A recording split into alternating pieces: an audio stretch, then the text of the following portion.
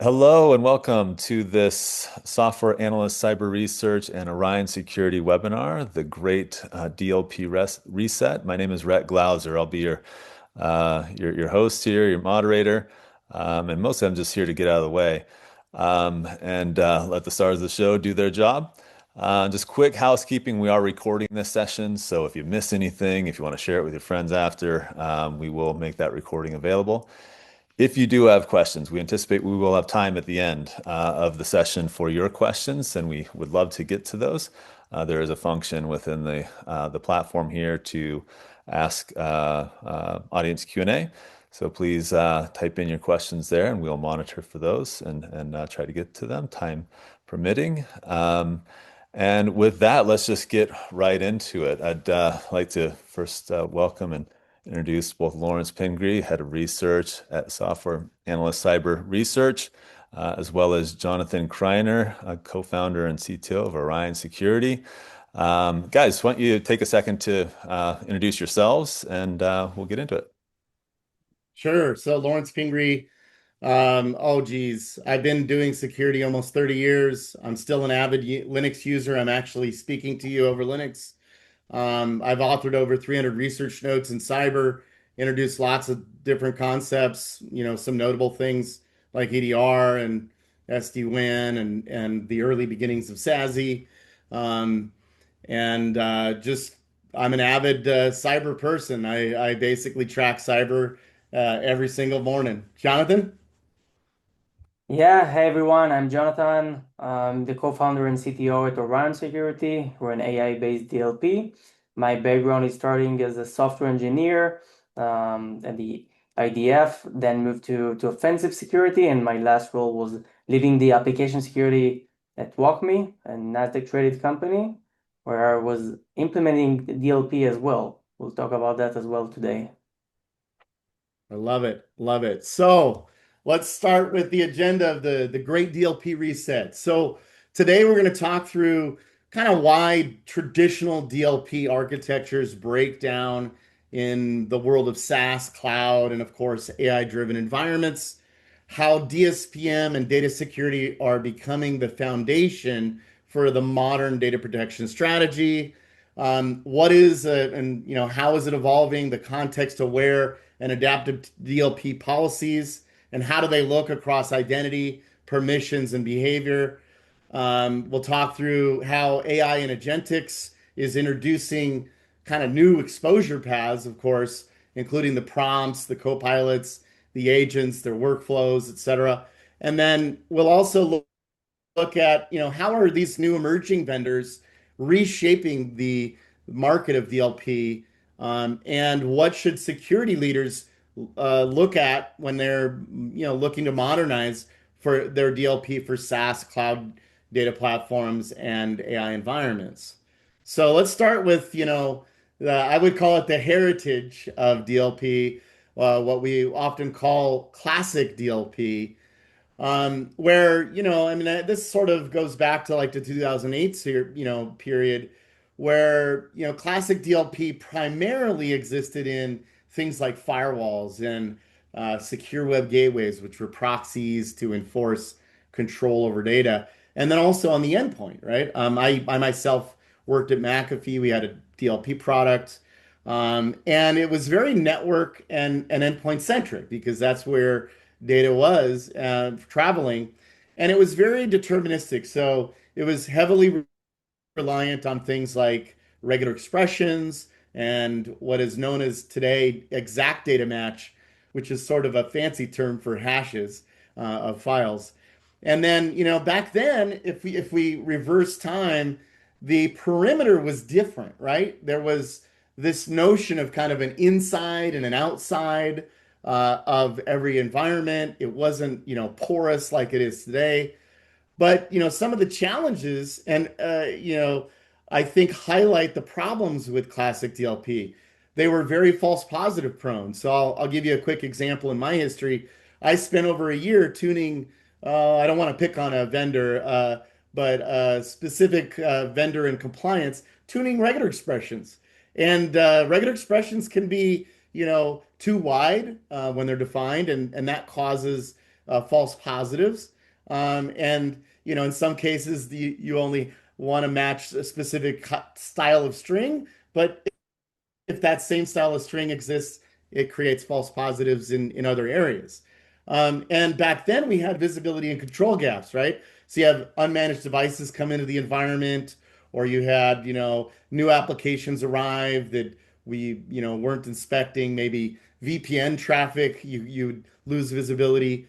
And this false positive prone environment caused, constant fine tuning and it creates what I call the ticket factory. So quickly, Jonathan, you're talking to a lot of CISOs and data security execs. Where do you see DLP most commonly failing or falling short? Yeah, Lauren, so you've hit the point of the false positive, right? But the the end problem with the DLP is actually with implementing it, right? So we can create regular expression for some specific use cases or use exact data matching for some others. But at the end of the day, CISOs can't get to prevention. And this is what we see most of the time. They try to implement DLP and they fail to reach the implementation, the full implementation phase, which is the prevention. And most of the time, they are stuck with a bunch of policies that's still in the tune phase and they needed some adjustment because of the false positive. And they don't really end in production. I would agree. I would agree with you. Oh, shoot. My slides did not advance properly. Okay. So when we look at, classic DLP also had a problem of lock-in, right? You were kind of once you deploy endpoint controls and firewall DLP, you pretty much were committed to that vendor. And because classic DLP relied on static perimeters and assumed fixed points or control points, and then of course because it was focused on regular expression and those checkpoints, it failed when we started to fragment. So if we go from 2008 to 2023, now we have this sort of connected modern infrastructure. Enterprises now run, they're sprawled everywhere, right? You've got SaaS, you've got cloud, data platforms, AI copilots and AI agents. Data's moving between, communications and collaboration suites and, the new sort of workspaces. And they're becoming, very dynamic. And, as we see AI start to emerge here in agentic land, the agents are now handling data in different ways that were sort of unexpected. And by the way, I don't want to, poo-poo regular expressions too much because they're certainly higher performing than some other methods. So they have their place, right? But relying just on that is also problematic. So what we're moving to is what we call the unified data control plane, where DLP is built into more of an intelligent discovery-led data control plane. And that helps support the security program as well as, the outcome of prevention. And we're moving this era where audit-grade evidence and lineage of data is now possible and pretty much required when we're talking about AI systems. So, Jonathan, are you folks seeing real prevention out there in DLP land? You kind of pointed to no, we're not, but how are they doing it if they're not? Excuse me, I didn't hear the full question. Oh, I'm sorry. So, Up there in the internet. you said they weren't really doing prevention. So maybe give me a little bit more color. How do they get to prevention in this sort of new realm? Yeah, so up until now, you had to find a way to create a specific policy that will be with the right rate of between false positive and false negative, right? We want to get Yep. to a ratio that you feel comfortable when you move to prevention. And that was hard to do. It was really difficult to create a deterministic policy that fits all use cases. So you eventually will get to a place where either the policy is too broad and catch so many false positives and you can't reach to prevention, or it's very narrow, but then you miss a lot of incidents. So you end up with a very, very niche use case. So what we see today is more of leveraging AI to actually detect and prevent the use cases, because you're not only reliant on deterministic capabilities for both classification and detection. And that way, when you have enough context, you can derive better verdicts in real time. We'll talk about that later on, but Yeah, I love I that. Yeah, really we'll like double click that. the concept of what you just mentioned between moving from the classic specific control and parameter-based DLPs to a unified approach, because we see that a lot. It's very common. We call that like a fragmented DLP approach. You have little bit of capabilities around the email and some in the endpoints, and maybe one feature across the SaaS with some CASB. So you have Right. two main issues. First, obviously, the you need to configure different platforms to get to one use case across the board. But second thing is you have misalignment between the capabilities that you have in the different tools. So you have you can prevent or detect specific use cases based on the different vendors that you have across the stack that you have. That's right. Okay, so I I try to frame the great DLP reset in what it is and what it isn't. So we've explored this. I've deep dove into all the DLP vendors and discovered that it isn't about regex everywhere. It isn't about the manual tuning. We need to pivot away from the ticket factory approach to this new realm of establishing a truth layer, and we'll deep dive that a little bit, where we incorporate context, we can incorporate remediation, distributed enforcement, and this evidence to be able to apply a real, actual live data loss prevention to our programs. So, you know, when we look at the DLP capability, and I think that DLP has been sort of ebbed and flowed over the years, right? People had kind of declared it dead. It came back on life support. People said, well, we have to control at least very regulated data. So why is it back? Well, it's back because, SaaS sprawl and cloud data gravity, sorry, has come into play. And the tools have evolved with Gen AI and agentic workflow, and those things are multiplying. But we've moved to this era where the identity and the permissions, and of course context become the new perimeter, as Jonathan pointed out. So we see the technology evolution as sort of three-staged. The classic DLP ticket factory, which is again back to that endpoint and network DLP kind of approach, moved to the data control plane, where data loss prevention and cybersecurity market is re-architecting with the cloud and application boundaries, and then these new AI capabilities. And really, we think that you need to have this established truth layer as the must-have with autonomous remediation and prevention, and at least one meaningful enforcement and automated remediation path, prevention paths, for especially using things like AI, autonomous classification, false positive fine tuning. What I've seen in the market is an evolution in the way that we refine the actual context around the data detection, right? So what kind of data did we classify? Is that classification correct?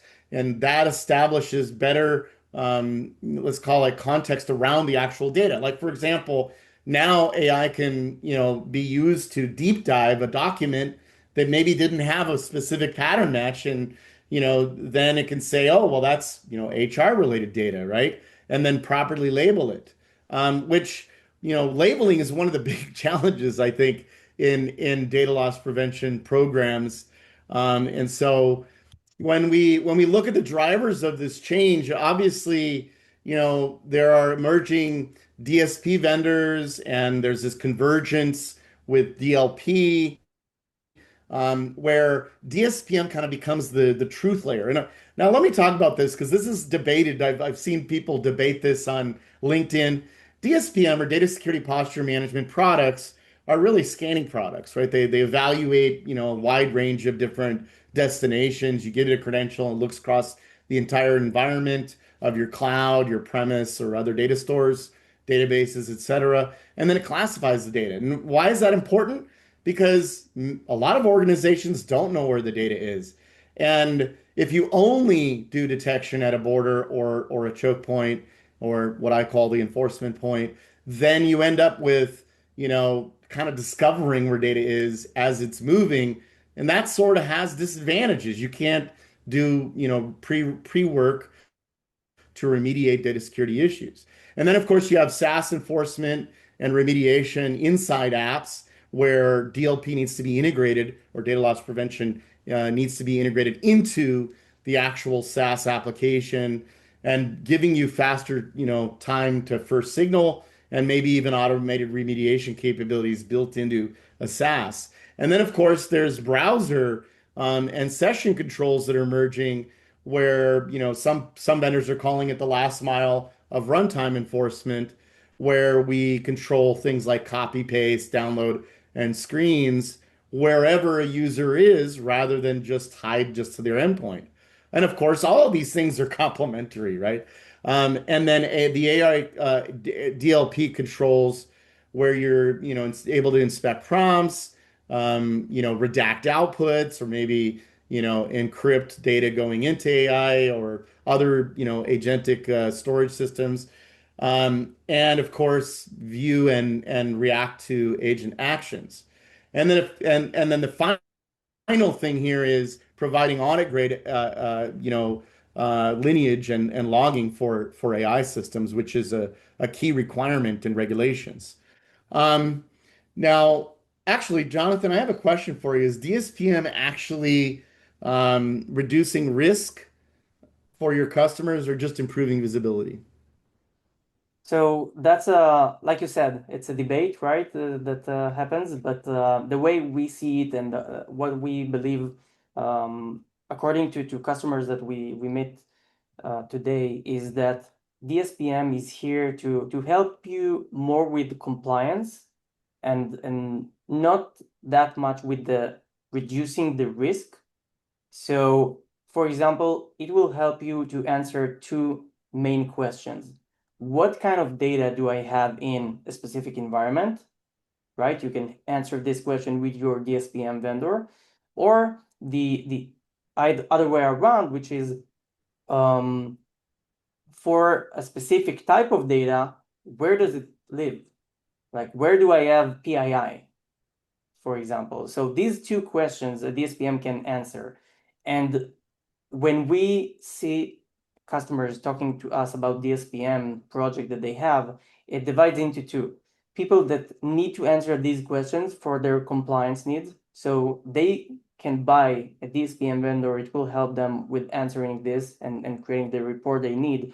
But sometimes they create the DSPM as the first part for a data security project that they have, for like a DLP at the end of the day.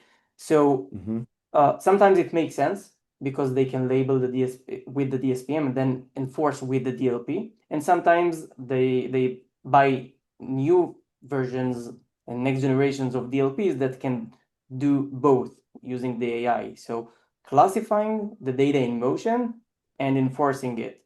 So it depends on Yeah. the customer, the project that they have.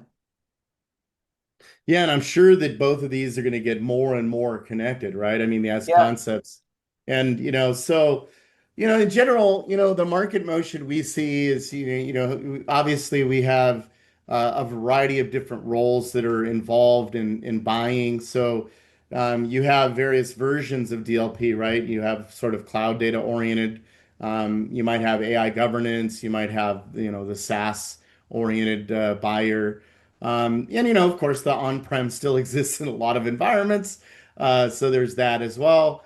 But sometimes it's the security team that's still buying it. Sometimes it's the data owner that's concerned about the data and they're budgeting for DLP. It might be the platform team. And obviously, there's a lot of generic roles here. And in some orgs, there's a variety of other teams that might be involved. But generally speaking, we see this orientation in the market. And that's where you want, as a vendor, to kind of wedge yourselves into these different buyer roles.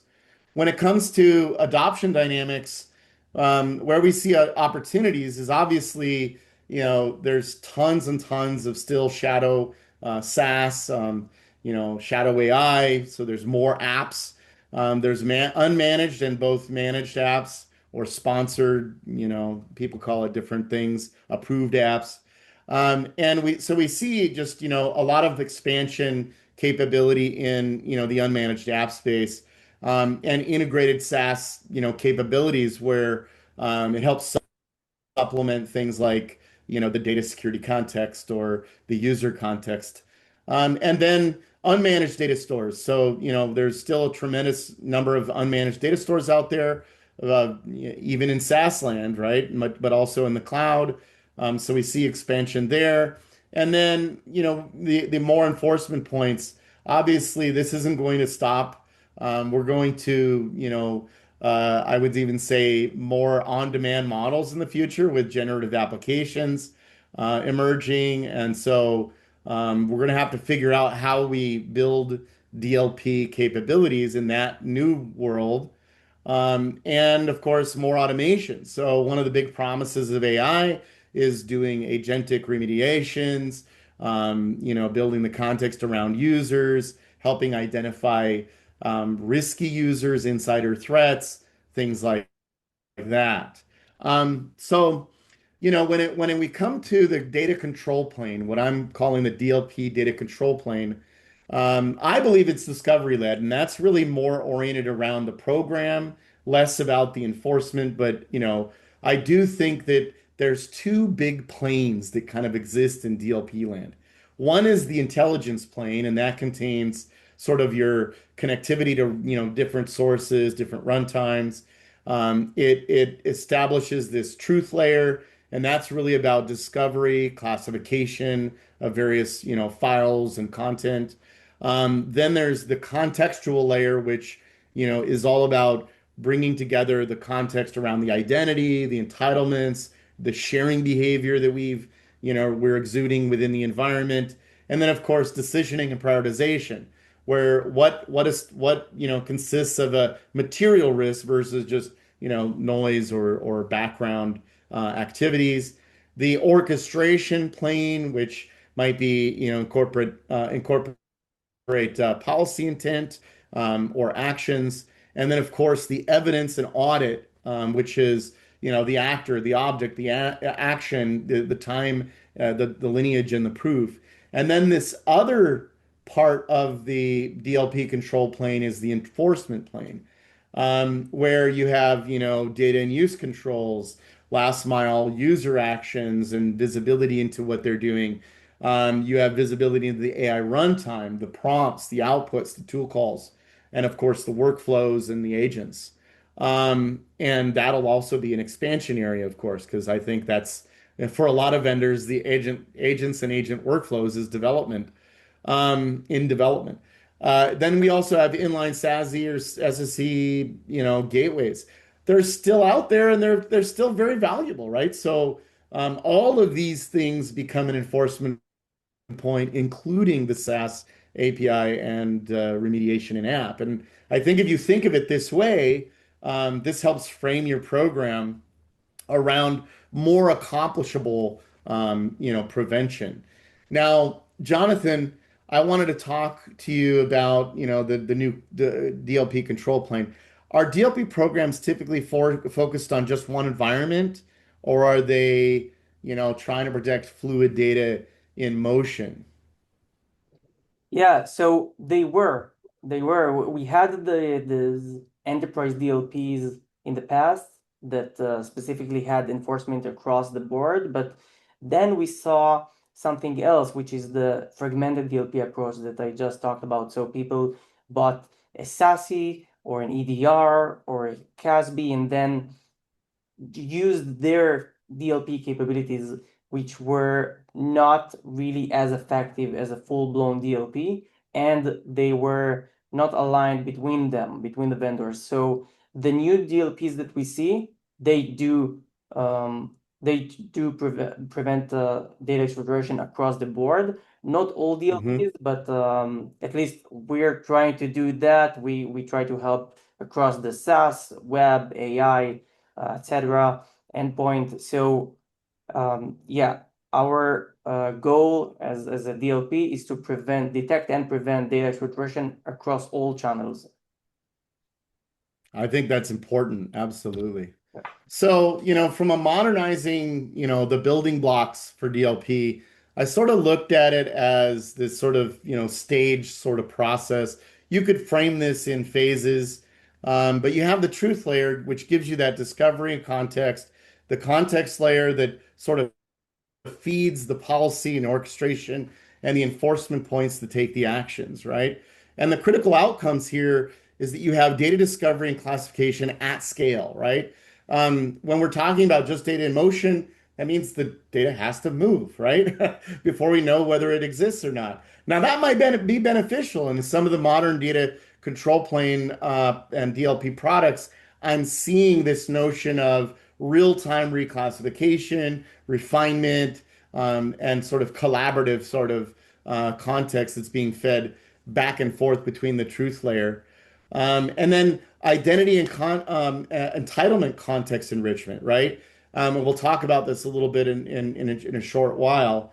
And then, of course, policy orchestration. One of the things or one of my aha moments is when you can classify all the files in your environment, then you can arrive at a more consistent policy, at least for the basic things, right? So if you have standard classification levels, generally products at the enforcement layer can then enforce those.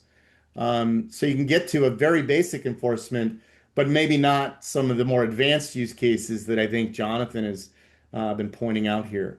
And then, of course, we can do automated remediation efforts based on discovering new data sources. And then I could see other collaboration, right? Like the enforcement point detects new data in motion, and then maybe that context feeds back into the truth layer to go do discovery, do classification, find that in the environment. And then, of course, provide greater depth of lineage recording across all the different enforcement points. So, so in concept number one here, DSPM, DLP are converging, where DSPM becomes sort of that truth layer where data is, what is it, what is it, and is there a risk posture associated with it? DLP comes the more of the control plane where it can do auto tuning, remediation, and prevention action across various channels. And of course, obviously, these are all evolving, right? And the big place that it's evolving is in intent and context awareness. And what we're seeing today is when you start to apply AI to things like the who, right? What's the identity role? Is it HR? Is it accounting? Is it, sales? The what kind of data are they interacting with? The where are they located? The application that they're involved in, maybe some of their past history and behavior, and then the posture as well as the business context. So, in AI land, LLMs, what are they great at? They're great at outsourcing some brains, right? Some cognition. Their cognitive function brings beauty sort of to context because you can storyline various contextual elements together, and that becomes the new source of how you might enforce policy. And then in concept three here we have the AI era DLP, which obviously one of the big new exposures here is, and we sort of experienced this last year, and some of us are experiencing it this year, where folks are just uploading data to AI because, geez, it's useful to do so. I want to check out this spreadsheet with AI, right? Or maybe I want to morph this image. But that comes with a downside, right? You're sharing that data, and it may not be an approved data sharing, or it might be regulated. I mean, I think I've heard of instances where even folks in Congress have been sharing data, and other, in the government, where people have gotten in trouble with sharing, data to various copilots. And of course, there's also prompt injection, data smuggling. Um, I think there's been a lot of use cases where prompt injection and just in agentics in general have been demonstrated, the ability to exfiltrate data. I think, even in Microsoft Copilot, and, people have exfiltrated data in email, and, all of these things are potential risks. Now, Jonathan, where are you seeing existing controls sort of break down when trying to deal with the AI era? Yeah, so I think this is one of the most important topics that we can talk about the AI era as part of the DLP reset, as you call that. So you had like a slide about the why we have the DLP reset now, right? So I think that this is one of the more like interesting topics get that got DLP to where it is right now. So DLP failed to the traditional DLP and policy-based DLP failed to help with AI-based use cases that they're not really compatible with more the last of the technologies that we saw up until now, the cursor and Claude and anything that runs on the endpoint, or some AI agents that actually exist in the enterprise side, are not really compatible and work with the current enforcement methods and classifications that you're used to with the DLP. And I think that the AI came as part of the problem and the solution for DLP. So we see it as new exfiltration channels that got CISOs to rethink their DLP approach and what they need now. And this is one part of why DLP is coming back right now. But the other way around is the AI era also helps to reshape the DLP solutions.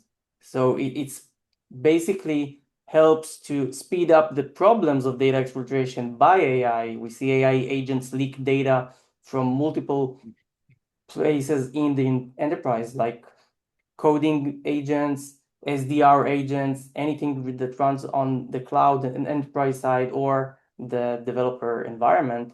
But also it helps us to gain a better approach to create a better DLPs eventually.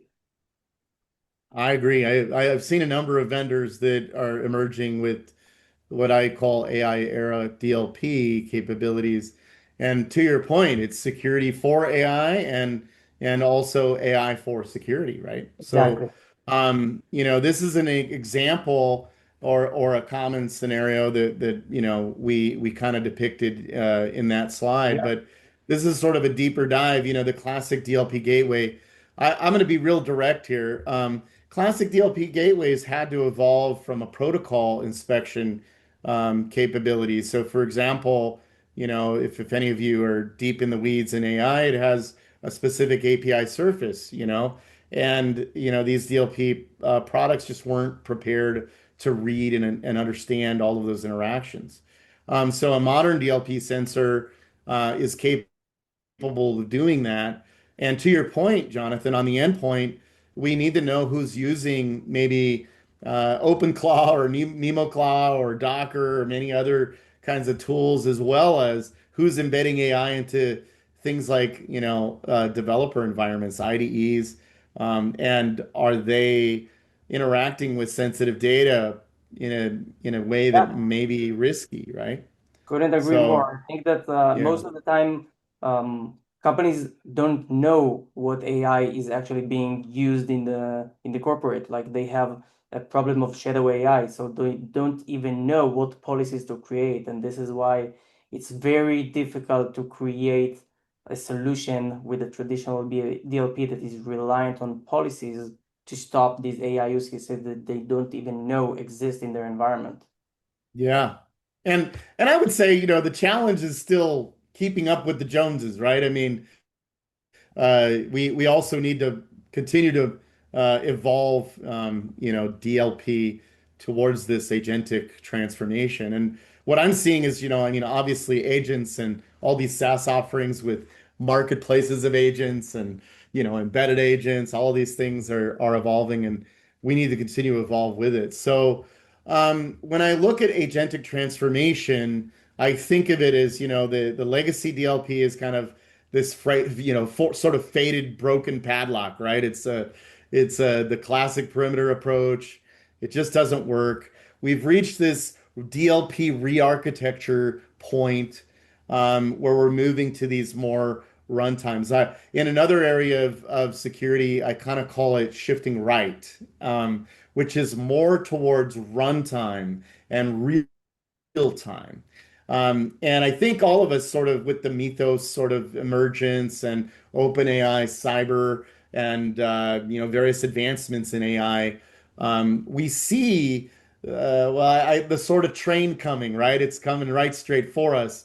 We've got to move to a more real-time environment where all of us are focused at prevention versus detection and response. And I know that's controversial, but I believe the future state is AI-enabled, autonomous policies, both in creation and fine-tuning, and having agentics play a role in the DLP agentic transformation. And so when we look at the modernized DLP layers, moving from left to right, kind of around this circle, you have, again, this sort of continuous discovery and classification, discovery of assets, data, the identities, the behaviors. You have context enrichment, where you're gathering context, the posture, the lineage, the sensitivity of the data. And then the policy model and orchestration includes this sort of unification, both in evaluation, maybe by AI to contextualize the policy, and then decisioning. And that might be AI led, or it might be a policy or a combination of both. And then that gets applied at the API gateways, the inline devices, or the enforcement points that I call it. And then, of course, remediation becomes more real time. So warn, redact, revoke, quarantine, and block in session, especially when we're talking about agentics and chat interfaces. You may not want that social security number being uploaded in that spreadsheet, right? Or redacted from it. And then, of course, again, back to the AI era controls, which obviously is the big evolutionary spot within modern DLP. So back to the architecture, the deployment architecture, really that truth layer feeds into your various enforcement points. We've kind of harped on this a bit, but it also integrates with systems like application, like case management systems and ticketing. And of course, we failed to mention SIM and SOAR. There's a lot of SIM and SOAR out there, although I'm waning in that regard. I think over time we're going to see more and more of that real time and the SIM and the SOAR sort of dwindling in value. But that's still embedded in many organizations. And so when we move into this new era, where do vendors fit? I mean, we need to look across all these different vendors and kind of discover where they fit. Are they, more oriented to my DSPM or the truth layer? Or are they expanding in enforcement? Are they able to provide the breadth of capabilities that are needed? And can they perform the redaction or the enforcement? Can they deliver that control plane? Are they capable of giving me better refinement of classification and discovery? So this is kind of what we painted the picture of the modern data loss prevention landscape. I contextualize this on purpose, not using just market names, but trying to focus on the enforcement points. And the real reason I did this, just so you know, is I wanted it to orient to the practitioner level, right? How are we going to deploy this stuff? And who might be able to help me in regards to that enforcement layer. Now, obviously, there's a ton of DSPM providers out there. I don't want to focus too heavily on that. I really wanted to focus on, on the deployment side. How would an engineer select products? Obviously, all of these vendors also compete at a wider angle lens in the more modern market landscape. This is more of the view on this slide where you have the enterprise DLP providers, which have greater breadth. And then you have some that are oriented to cloud, some that are oriented to more integrated styles of DLP. And of course, the GenAI focused vendors. So I tried to give you different views of each of these, what I would call the modern DLP building blocks. Um, and then we have the emerging vendors, right? So you have vendors like Orion, which I consider more of the, context-rich sort of version, where they're integrating AI to build better controls, better understanding, and sort of cognitive function around the way that interactions are happening within the enterprise. And then, of course, some vendors a little bit more DSPM led, and expanding into the DLP side. There's some that are a little bit more starting on, AI and the prompt, and they're using that as a control wedge. And then others that are more focused on lineage. Now, just to note for the vendors that might be watching this, the graphic on the right is only to illustrate sort of DLP market general orientation. A lot of these vendors are overlapping in all of these areas. I just wanted to kind of orient them to give folks a sense for maybe how they entered in the market and how they're competing. But generally speaking, we're trending in this direction of modern SaaS and context with AI. So I hope that helps contextualize things. Jonathan, is there anything you want to say here on this slide? Yeah, I think that again, when a customer is thinking about remodeling their DLP, they really need to think of a new way to do the to solve their problem. Again, DLP is not a new topic, is not a new problem to solve, right? It exists for over 20 years now. So we do need to look ahead and think of new ways to solve our problems because we have new problems to solve as well. We have new channels. We talk about AI. So we need to think about that and make sure we're not left behind. And choose the right vendor should be on both choosing the right uh, the right places that it sits, like you've mentioned previously, on whether it's on the endpoint, on the SaaS, on the email, like what channels do I try to solve my filtration on? Maybe I solve that with other compensating control. That's okay. If I block the USB drive, maybe USB is not something that I need to support in that new DLP, but maybe I do. So focus on the enforcement methods and places you'd like the DLP to solve for you, and focus on the approach, how it chooses the verdict, how it knows whether this data flow is suspicious or not. Mm-hmm. I would agree. I would agree. So when you're looking at DLP technologies, I tried to provide a bit of a map. This is not an official measure, but it's general, guidance on sort of how, various data security capabilities fall within, the data loss prevention from a value trade-off perspective. So on the left-hand side, you have kind of like the low or high value, and then you have, the operational burden on the bottom. And various techniques and capabilities being brought into programs, and I'm trying to give people a visual of sort of and giving them a sense for how that kind of works out in their programs. So, things like DLP-led and AI-led DLP controls tend to be in that optimal zone. Whereas, things like manual data labeling, I think some of us still might be reliant on that. That's really a kind of the danger zone because it ends up with lots of false positives. Humans can mislabel things. Oh gosh, the human. So let's wrap up with a bit of a checklist of what the practitioner should look at. Really, this comes down to take a look and score your current program. Look at your time to discover and your classify meaningful sensitive data. Take a look at how you can evolve in that time to prevention state. Look at your policy model and your tuning burden. Are you running a ticket factory, right? Well, maybe you need to get out of that. Take a look at across the different various enforcement points and how you might evolve your strategy to help bring consistency across your enforcement. Take a look at your investigation workflows and your evidence, the lineage you're creating, and the auditability of that.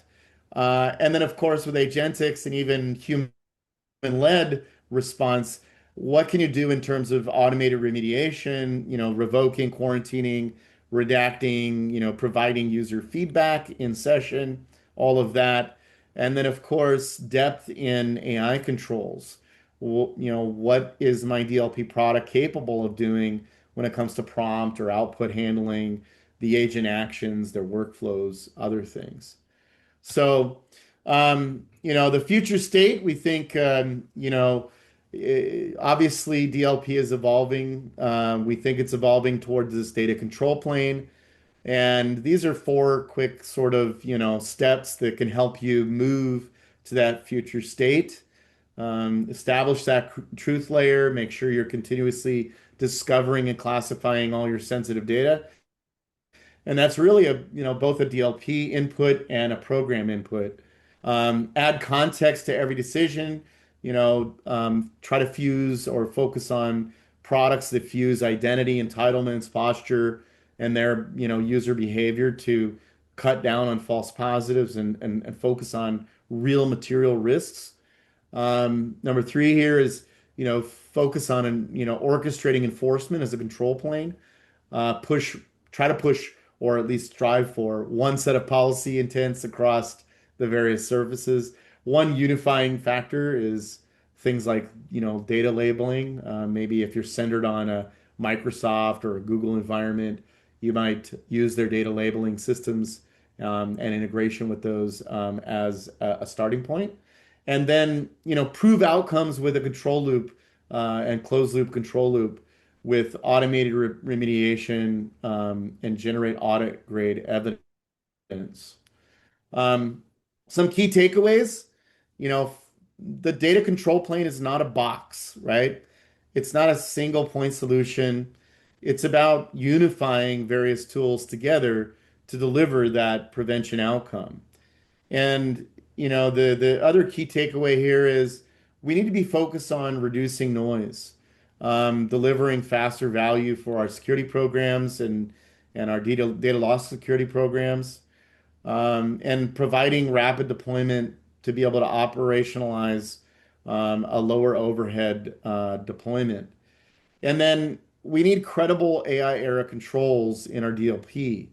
We need to be able to have that context awareness to understand how AI and agents are evolving, record various activities, and we need to be machine speed, right? I mean, if you think about, again, that shift right, I know people think I'm being political, but I'm not.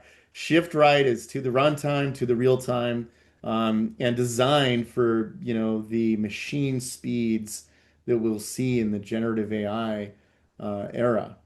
So I'm going to shift over and kind of open it up to questions from folks on the call and maybe any other questions you've had. Please submit them on the webinar if you have questions. Yeah, thanks, Juan. So, as a reminder, we do have the Q&A function here in the webinar platform. We would love to get any additional questions. We did have a few come through, so and we got some time to get to those right now.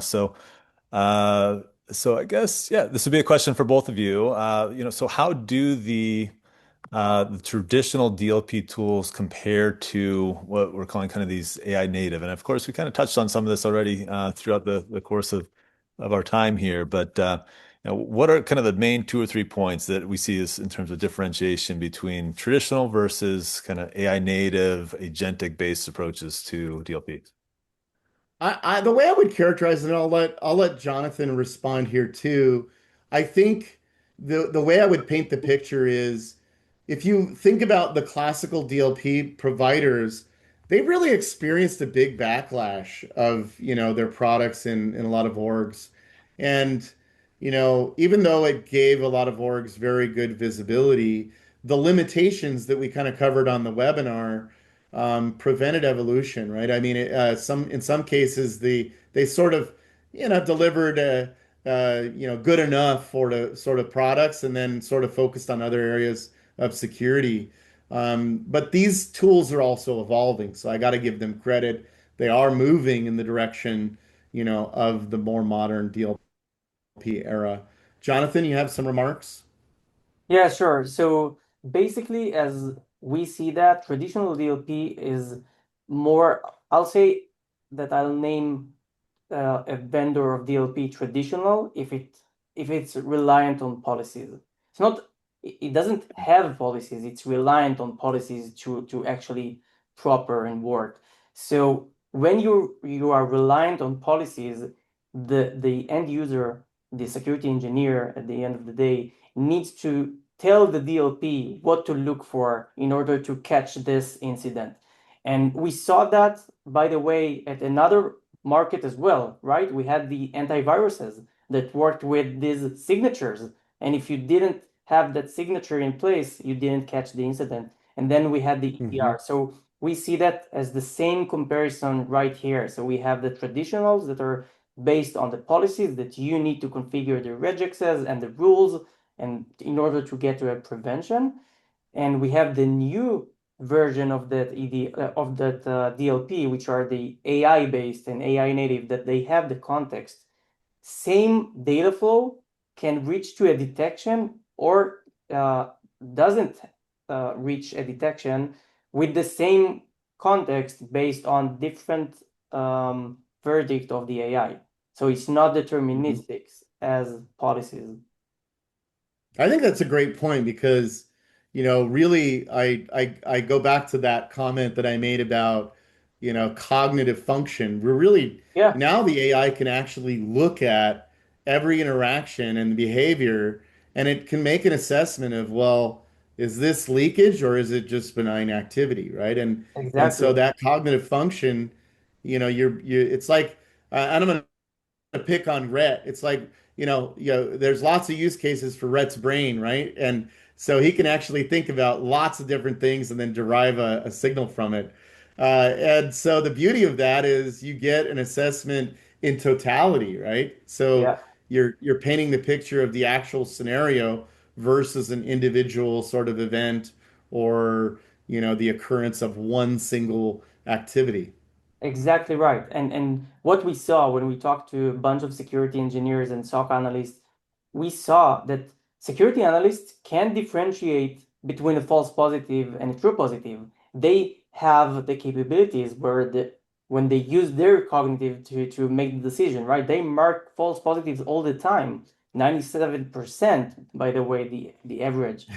So if a engineer or security analyst can differentiate between legitimate activity and suspicious activity, an AI agent can do it as well. That's interesting. Sorry to pick on you, Rhett.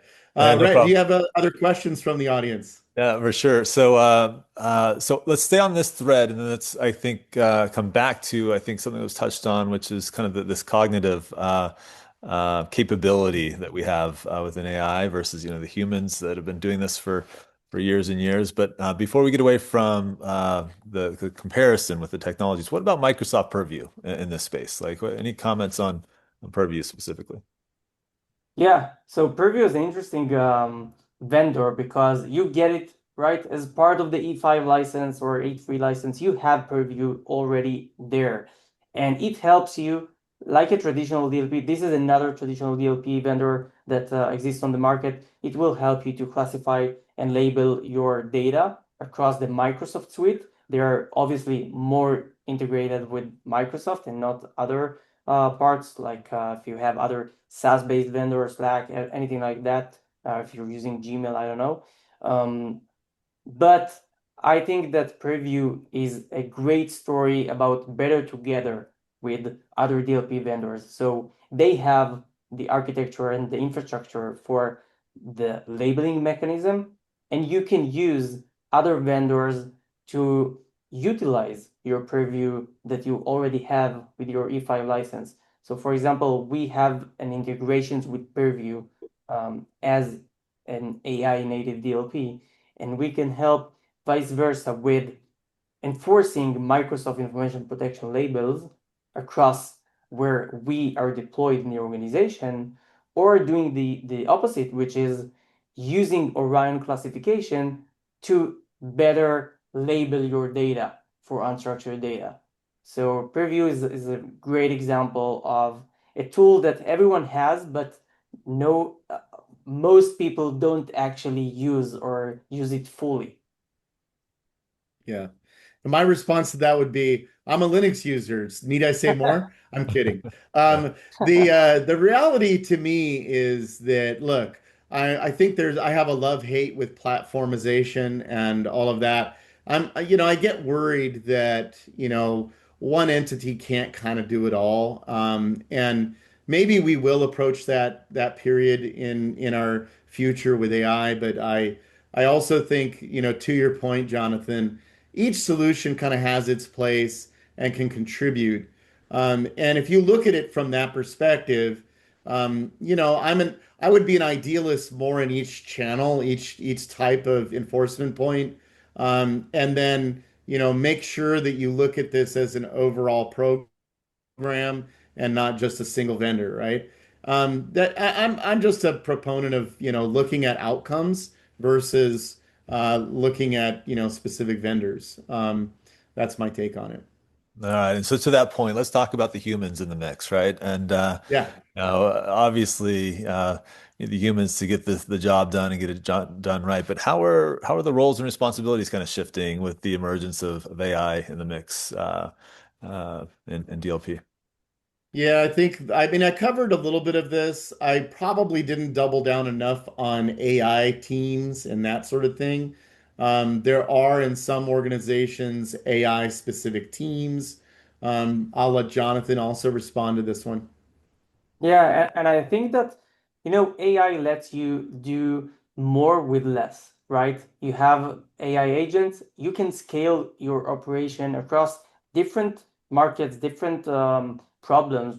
So as we see more AI agents writing codes with developers, we can have AI agents working as security analysts and finding threats by themselves. So we see AI as like a multiplier to your security stack today that can be used to search actively for incidents that you didn't create any policy for. And this is, it correlates to the question that we've had before between traditional and AI native DLP. So this is what we see today. And this is from the solution perspective. And on the problem side, so we see AI agents leaking information as well. Humans do that, so AI agents will do that too. And we need to focus on that exfiltration channel, not less, but even more, because again, they'll do everything at scale. So we need to protect this channel too. I would Okay. agree. And I think, there was one question that I'm looking at here that was more around, they were asking, so basically removing humans from DLP tuning and a choice when to block. And I think that the Mm-hmm. interesting thing here is this. We can use AI for a variety of things, right? The cognitive function can look at the totality of interactions. Um, it can contribute, we can use that AI cognition to contribute to policies, to contribute to false positive reductions. We can contribute that cognitive function to, evaluate the lineage and tell the story. And we can also use it to refine classification and reduce false positives. Do you have any comments on that, Jonathan? Yeah, I think that what we did so far was not very much different in terms of the blocking side. So we created a policy, right? And once we thought this policy is effective enough, we will turn it on in prevention mode, right? So we can do the same thing with AI agents. When we have an AI agent looking at a case and is trained for a specific use case of exfiltration, we can see how well it functions. So Hmm. we can see that different AI agents work in different efficacy. And once we feel enough confidence on our AI agent, on one of them or a few of them, we can let them know and we can trigger their actionability. So we can say this AI agent's false positive rate is really, really low. Let's turn it on in fully autonomous mode and let them block or reduct or quarantine. So yeah, I think that we don't necessarily need to, get rid of the human as part of our DLP program. No, not yet. But we can do more with less. So we can Yeah, definitely use them. I agree. Now, just to your point, I've been a big fan of engaging the user. And what I mean by that is rather than trying to rely on this central SOC force or data team to do everything for the whole enterprise, I mean, just think about it. It's really simple, right? Let's say you have 5,000 employees. You want people that's a team of five to do everything for them and decide everything for them. It's just not scalable. And you really don't even have to think hard about that, right? So Yeah. I like the idea of engaging what I call nudge, right? Where you're Mm. telling the user a little bit of feedback, or maybe, yeah, you have the AI drive some human in the loop here. Yep. And so I think in general, a lot of DLP products are evolving in that direction, and not just in DLP land, but across the spectrum of cyber products. All right, I think we're out of time. Rhett, I don't know if you want to wrap us up here.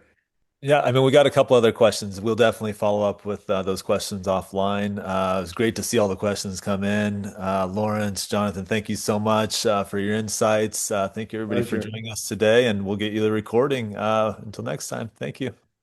Thank you, gentlemen. Have a wonderful week. Bye bye. Thank you, everyone.